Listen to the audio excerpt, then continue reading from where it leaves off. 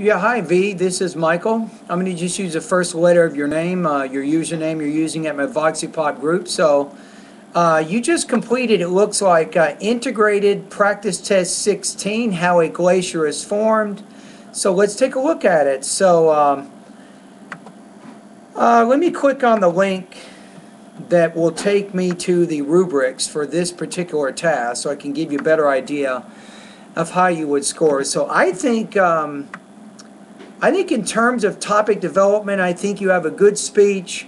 It looks like you understand what you were saying, and you understand, I think, the most important points from the lecture, and you did not leave out any important information. So that's good. The one thing that you might think doing is, in terms of just a suggestion, is when you get to the beginnings, is something like the professor, according to the lecture, discusses that there are several steps or stages involved in the formation of a glacier. If you say something like that in the beginning, then it allows you now to say first of all, second of all, third of all, then maybe finally. So it might be a little easier and better to organize your ideas with this type of lecture, because it does talk about things in a specific order. And using some transition words of time following what happens first and then finally to what happens last, I think would be effective in helping you organize your ideas. But I don't think that's what's going to kill you here. I think what's going to really kill you on your score right now, to be honest with you, is your grammar. You had a number of problems, and the biggest problem right now with this speech was understanding count and uncount nouns. One time you said until the grains form and look like a sugar, you said. Another time you said glacier form when. So when you're using singular count nouns, you need to use articles, things like a, and the.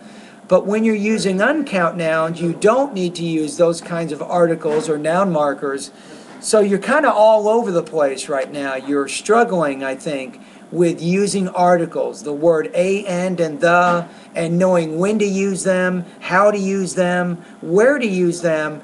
There were a number of problems, maybe more than 6 or 7 different problems with just this one grammar issue. Now the good news is this V is not like a major grammar problem, which means I can still understand what you're saying, so I don't look at it as a huge area.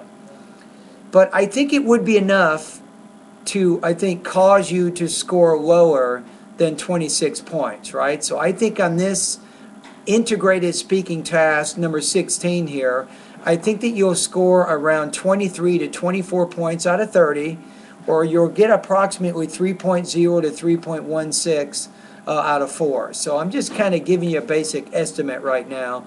So some of these grammar problems are kind of accumulating to an extent that it's very noticeable in your speech, and it makes you sound very, very unnatural.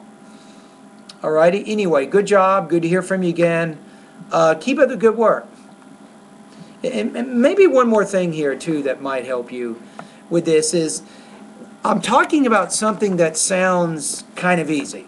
I'm talking about, improving your proficiency with your count and uncount nouns and also articles, right? Sounds easy, but it's actually not so easy. It actually takes considerable time before you can make progress in this area. But one thing I recommend you might try doing, you might think about this, maybe it works, maybe not, but read some newspapers and magazines over the next few days, and as you read them, underline all the nouns in those paragraphs that you're reading.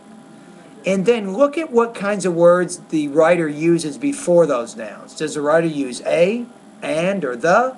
What other types of noun markers does the writer use before those words? So as you're reading, try to identify essentially your count nouns, your uncount nouns, and then see how the writer deals with those things in those reading passages. So what you're trying to do right now is to become a little bit more familiar with this area of grammar so that you can minimize the number of mistakes you're making. And I'm guessing that probably in your first language you're not really using this type of grammar. You might not even be using the plural S endings in your language, because you're also sometimes leaving out the plural S ending. For example, instead of saying, I bought 2 books, you might say, I bought 2 books. Alrighty? Okay, bye-bye.